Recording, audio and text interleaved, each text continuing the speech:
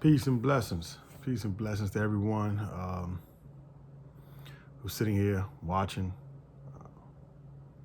lending me your time, lending me your ear. And many of you all lending your heart and your thoughts. I appreciate it. I really do.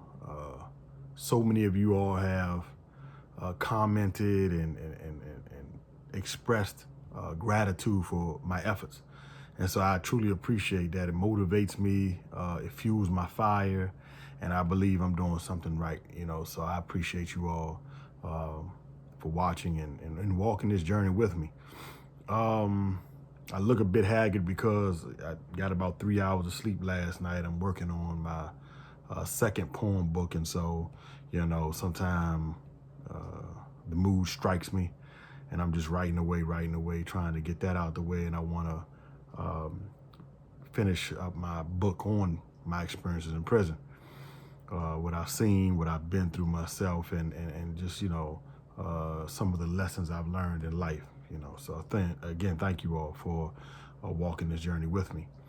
I want to continue to speak on my own background a little bit, leading up to my incarceration, leading up to my ending up with a life sentence plus 10 years and serving 25 years from that.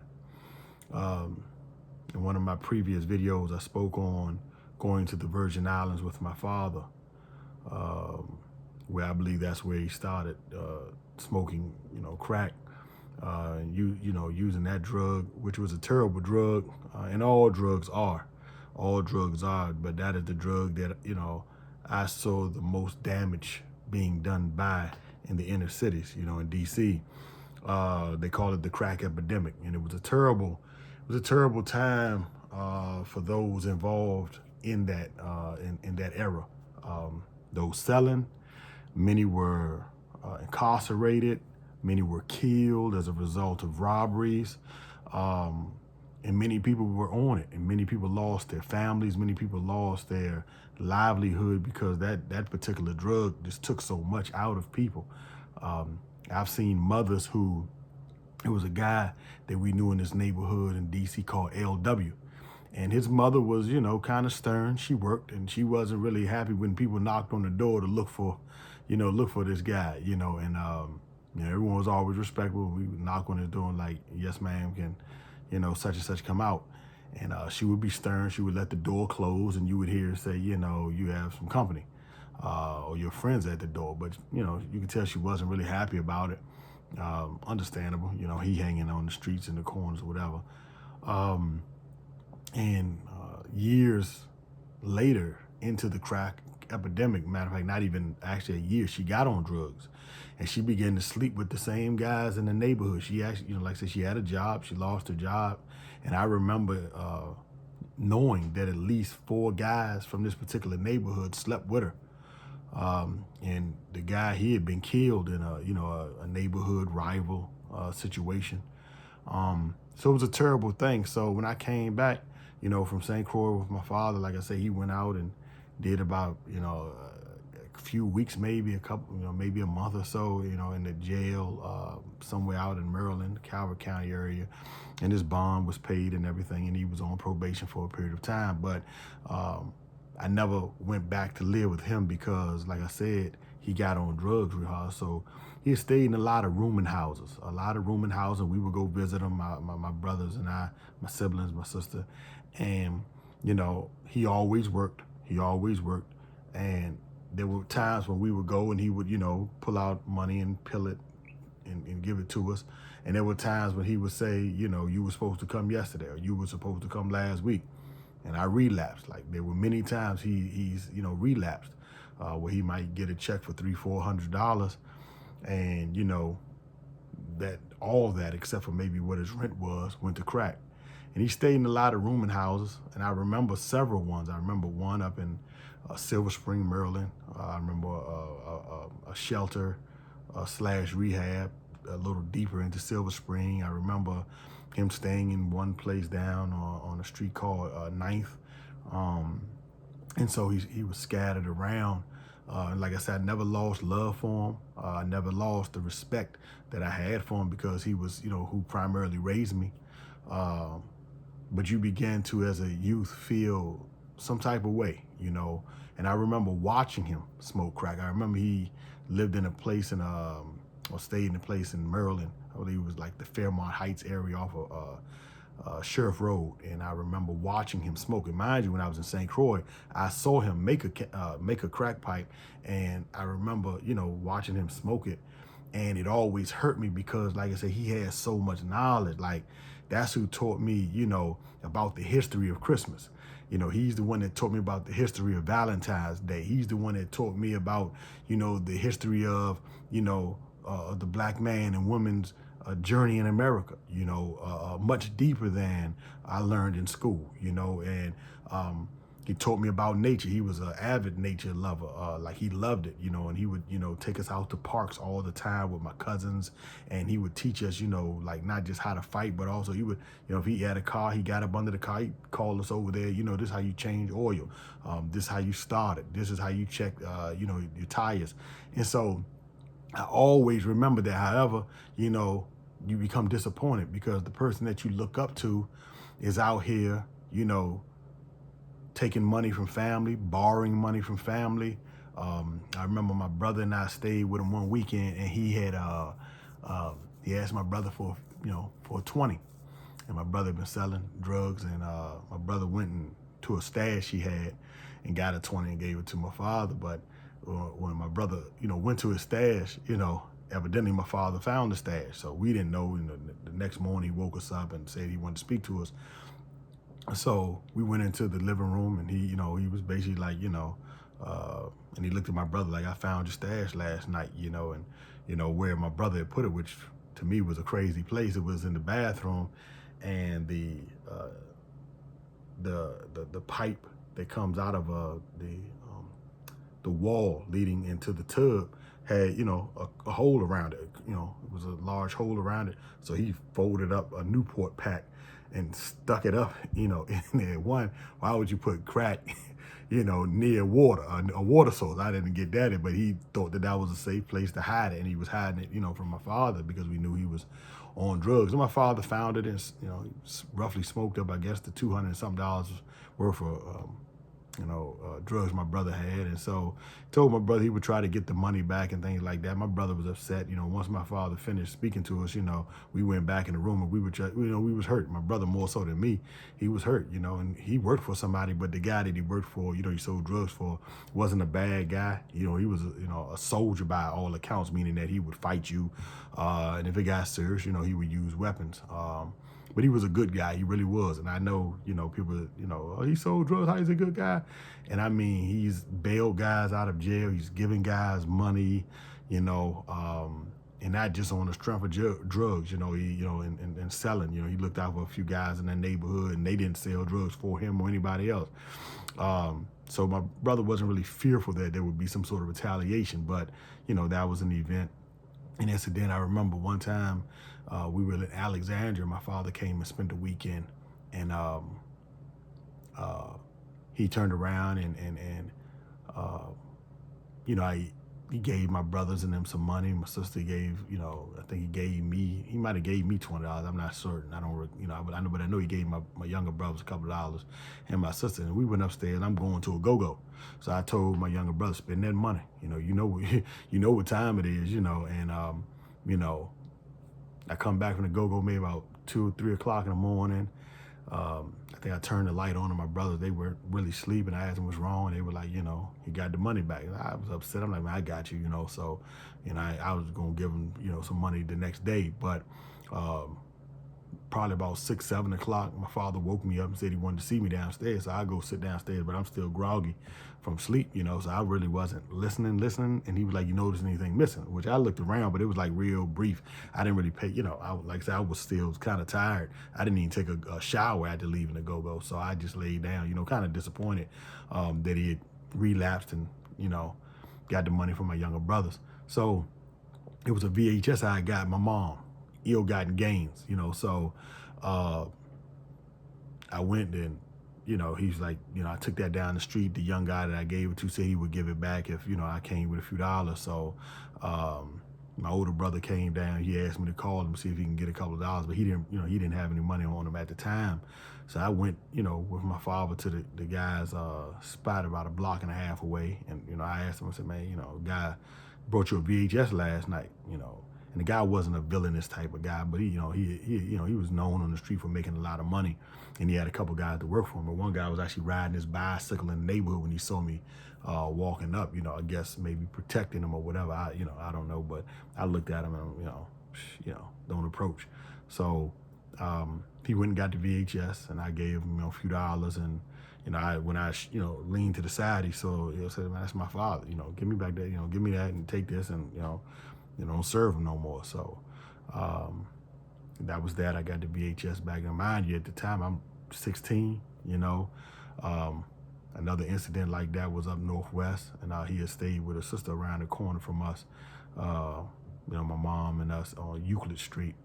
And the sister stayed on Girard Street, and he had stayed with her. He was a maintenance man, so he was good at painting, and still is, exceptional with painting and fixing things. So, he relapsed, took the sister's VHS and TV, sold it, pawned it rather to some drug dealers, and he had, came and knocked on the door early in the morning, and I was able to go and get the TV back, but not the VHS. The guy said he gave it to his girlfriend, and they had an argument. She left, early that morning with it. So. And don't get me wrong, I'm not just speaking on my father. That's the person that I loved and looked up to, for a very long time. But these are the things that were going on. My mother was on welfare for a very long time, as long as I actually can remember. And so there wasn't a lot of money in the house every month. At least 10 days before the month was out, she would write a little note. And it was a store downstairs in the building we lived in. And the brother that ran the store was an older guy named Earl. And he had a daughter, and, my mother would give me a note, and the note was usually like, can we get, some bread, hot dogs, milk, cereal. Tell her first. He had no problem with it. I used to be embarrassed because, his daughter was older, of course, but she was attractive, and you didn't want to go to be seen by no, young lady man asking for food for free.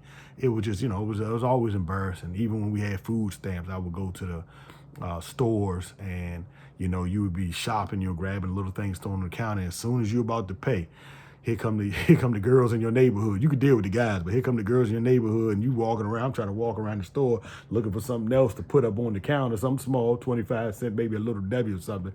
And, but they don't seem to leave the store. You like, man, would y'all hurry up and buy something so y'all gotta get out of here? But, they would hang around, and you looking around, and eventually they would go up to the counter and leave, and you hurry up, get up there, and give up the food stamps, because people were mocking when they were on welfare. And everybody in the neighborhood, everybody in the hood was not on welfare. So many parents worked, and so those that were always ashamed, were always embarrassed, and because there was jokes that came with that, there was mockery, and so you had to defend that. Sometimes you had to defend your mom, you had to defend your aunt, you had to, if you had clothes that your big brother passed down, or your older sister passed down, or younger sister, whatever, then you had to defend that, so.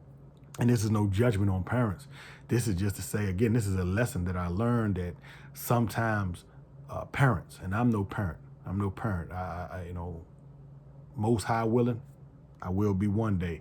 But I love kids, but for now I don't have any children. So, but like I said, this is no mockery. This is no judgment of parents, but this is a fact that we have to dig deeper within ourselves. We have to make sacrifices, in order to make our children's lives better than ours was, or has been.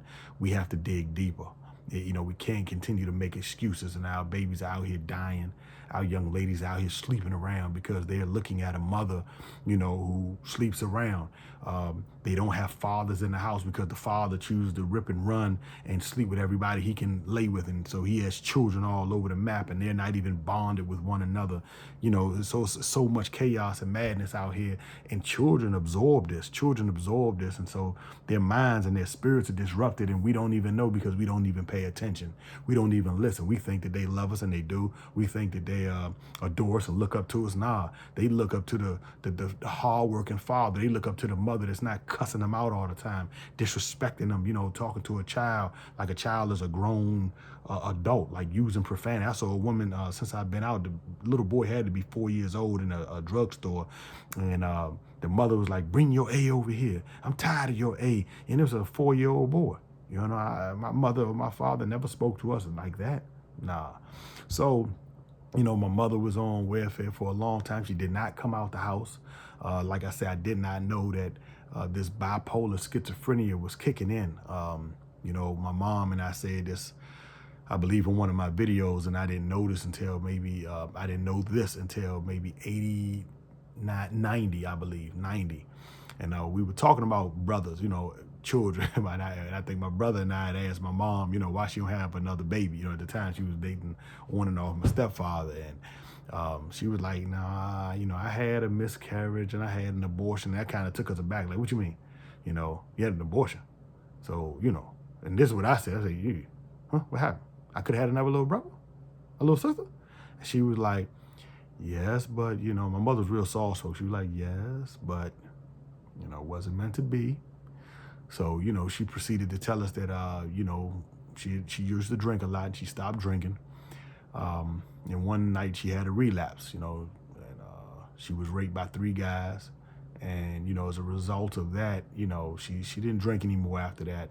But I believe those things haunted my mom, because besides those 3 guys, she had only been with 2 people in her life, and that was my father, my stepfather. So she hadn't been with anybody, after my stepfather, and I believe those things haunted her. And do I think those are the things that maybe drew out or brought out the schizophrenia? I don't know. I didn't really see a lot of it, but she really didn't come out the house a lot. She would visit family, once every other month, once a month maybe, go to my aunt's house. She would go see my grandmother once a month, maybe my grandfather every now and again, but and my aunt and them from time to time. But she didn't like being in a lot of environments. She smoked cigarettes, but she didn't drink anymore.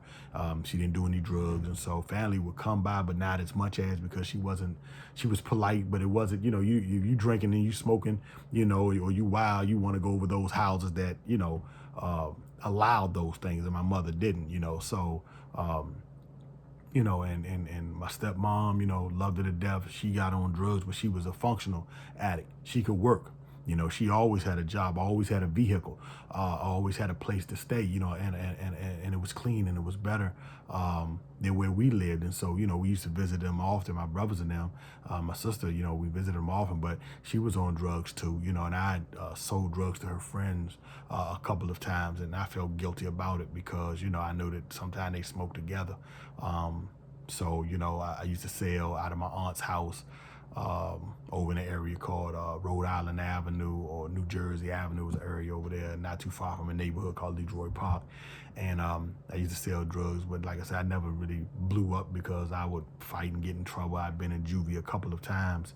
A partner of mine used to steal cars. I mean, he would steal a car. If you picked him up and threw him on a car, he would get in that car and drive that car away. He was terrible. Like, he didn't believe in walking. He was slim and fit, but he didn't believe in walking anywhere. I saw him walk, like, honestly, 2 blocks, maybe a half a mile.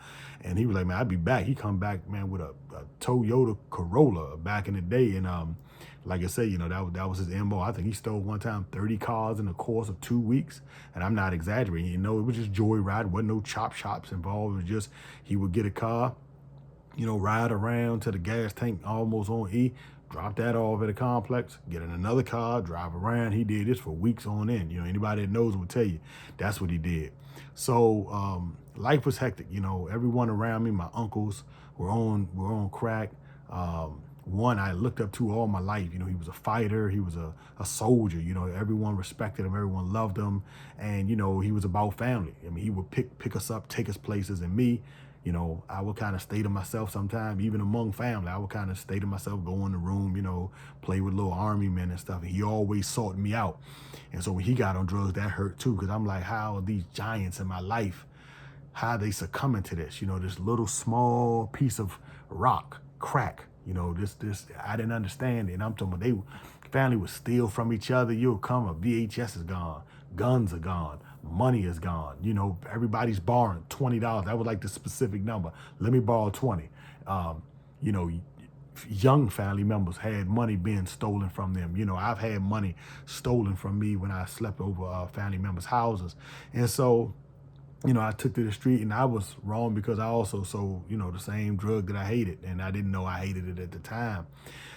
So like I said, I caught a, juvenile bit burglary tools, and um, hanging with the, my partner that stole cars. Then I got out after a few months, and, I was actually trying to get into an adult ed class, and all the while, crack and violence in our neighborhood. A lot of guys I knew were getting killed. One guy I was talking to one night, it had to be a Saturday night. He wanted me to talk to his sister, and I was like, man, at the time I thought her and my brother were actually talking, and he was like, man, they just started talking a couple days ago, man. She just like you. And my brothers, to me, all my brothers are more handsome than me, at least in my opinion, whatever reason, but I love my brothers, so I was like, nah, man, she talked to my, he's like, they ain't do nothing. I'm like, go ahead, man. But he was serious because he knew me, I was in the street, but I was, I was considered a pretty decent dude for the most part. Violent, I guess, with, guys I didn't get along with, but to guys that I was cool with, I was I wasn't extra. So I was like, nah, man, what I mean? And this was a Saturday night. Sunday morning, him and his sister was sitting out on the front porch, well, not the steps of that building. And a guy walked up and called his nickname. He looked up, his name was Peanut. And so the guy walked up and said nut. When he looked up, the guy shot him in his face, right in front of his sister. And so we never saw her anymore. She I think she stayed in the house for months, and then she eventually moved, with I think a family member, and none of us ever found out who did that to Peanut. So, crack was in full swing. The violence that came with that lifestyle was in full swing, and that's what it was. And like I said, I caught 2 little small juvenile stints. And stayed in a detention center in Alexandria. I think I did like 3 months. One time I got out, and then I caught a malicious wounding charge, and I did a few more months, and I got out, and then, by this time I'm going to go-go's, I'm going to a few clubs, I'm hanging out, I'm selling drugs, and, that's the life I live, shoot out here once uptown, small situation, but a guy tried to steal some of my drugs, and, ultimately, not too long after I got out on a malicious wounding charge, I want to say maybe 3 weeks, I caught the murder charge and the abduction charge, and, I ended up with life and 10 in the prison system.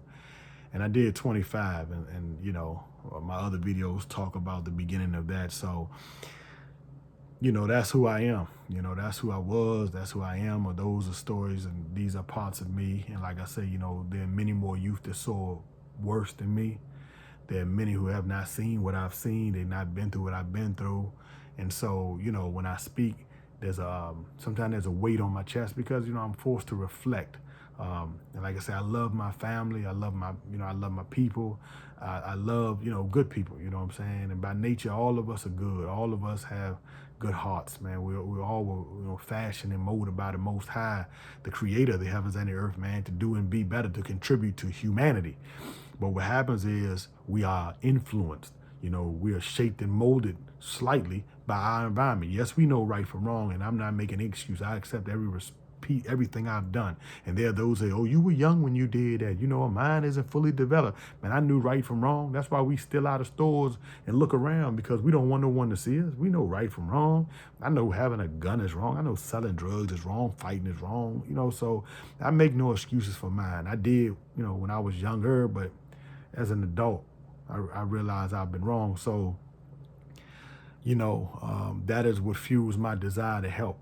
That is what fuels my desire to do and be better, and as I've said, my mistakes harmed others, irreconcilably. There are people, the victims that I would love to one day reach out to, but there's a slight fear there. Also, many reject, seeing those who've harmed their family members or taken the lives of their family. Many reject them. Many don't want to be around you because you remind them too much of, the tragedies in their life. And I get that, and so I live my life as best I can, helping, doing what I can to not make up for my time gone, my time lost, my time given away by me.